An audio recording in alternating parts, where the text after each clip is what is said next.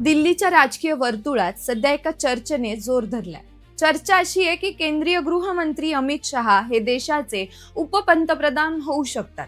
नरेंद्र मोदी आणि अमित शहा ही जोडी राजकारणात कायम धक्कादायक निर्णयांसाठी ओळखली जाते. लवकरच केंद्रीय मंत्रिमंडळाचा विस्तार आणि कॅबिनेट रिशफल होण्याची शक्यता व्यक्त केली जाते. त्यामध्ये अमित शहा यांची देशाच्या उपपंतप्रधानपदी नियुक्ती होऊ शकते अशी चर्चा आहे. अर्थातच याबाबत अद्याप कोणतीही अधिकृत घोषणा झालेली नाहीये. मात्र जर ही चर्चा सत्यात उतरली तर भारताच्या राजकारणात मोठा बदल झालेला पाहायला मिळू शकतो.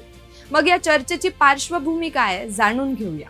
नमस्कार, मी प्रियांका पालकर आणि तुम्ही सगळे पाहताय the freedom column. Narendra Modi आणि अमित शहा यांची जोडी आजची नाहीये तर खूप जुनी आहे.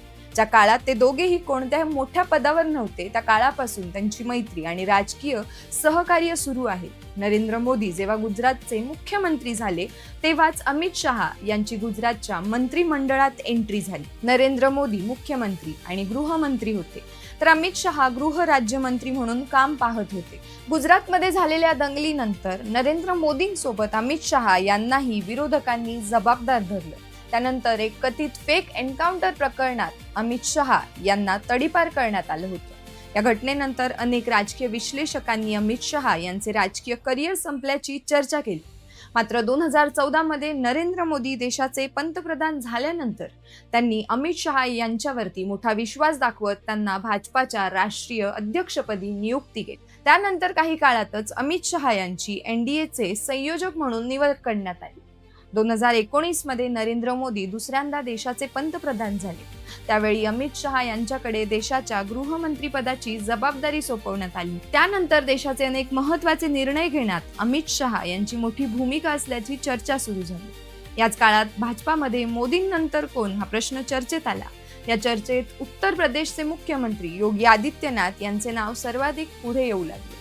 उत्तर प्रदेशच्या राजकारणात अमित शहा विरुद्ध योगी आदित्यनाथ अशी चर्चा अनेकदा रंगली.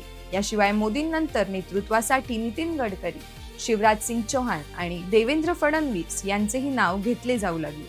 मात्र मुख्य स्पर्धा अमित शहा आणि योगी आदित्यनाथ यांच्यात असल्याचे अनेक राजकीय वर्तुळात बोललं जाते. 2024च्या लोकसभा निवडणुकीत भाजपाला मोठा फटका बसला. 405चा नारा देणारा भाजप 240 जागांवरच थांबला. मात्र त्यानंतर झालेल्या विधानसभा निवडणुकीमध्ये भाजपाने अनेक राज्यांमध्ये चांगले यश मिळवले आणि नरेंद्र मोदी यांचे नेतृत्व अजूनही प्रभावी असल्याचे संकेत मिळाले.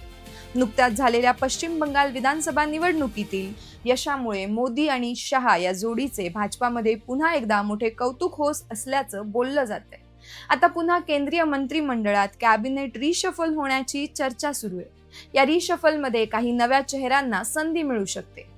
काही मंत्र्यांना मंत्रिमंडळातून बाहेर काढून संघटनात्मक जबाबदाऱ्या दिल्या जाऊ शकतात. काही राज्यातील नेत्यांनीही दिल्लीत बोलावलं जाऊ शकतं. आणि याच कॅबिनेट रिशफलमध्ये अमित शहा यांची देशाच्या उपपंतप्रधानपदी नियुक्ती होण्याची शक्यता व्यक्त केली जाते. जर असं झालं तर मोदींनंतर योगी आदित्यनाथ नव्हे तर अमित शहा हेच भाजपाचे प्रमुख राष्ट्रीय नेते असतील असा स्पष्ट राजकीय संदेश दिला जातोय. यापूर्वी भाजपामध्ये अटल बिहारी वाजपेयी आणि लालकृष्ण अडवाणी या जोडीने देशाचे नेतृत्व केले. त्याचप्रमाणे पुढील काळात नरेंद्र मोदी आणि अमित शहा ही जोडी देशाचे आणि भाजपाचे नेतृत्व करताना दिसू शकते. मात्र पुन्हा एकदा स्पष्ट दिसतं की अमित शहा उपपंतप्रधान होणार असल्याबाबत अद्याप कोणताही अधिकृत घोषणा झालेली नाहीये. सध्या ही केवळ राजकीय वर्तुळात चर्चा सुरू आहे. या संपूर्ण घडामोडीबद्दल तुमचं काय मत आहे? अमित शहा उपपंतप्रधान झाले तर भारतीय राजकारणावर याचा काय परिणाम होईल? तुमचं मत आम्हाला कमेंट्समध्ये सांगा. व्हिडिओ आवडला असेल तर लाईक, शेअर आणि सबस्क्राईब करायला विसरू नका.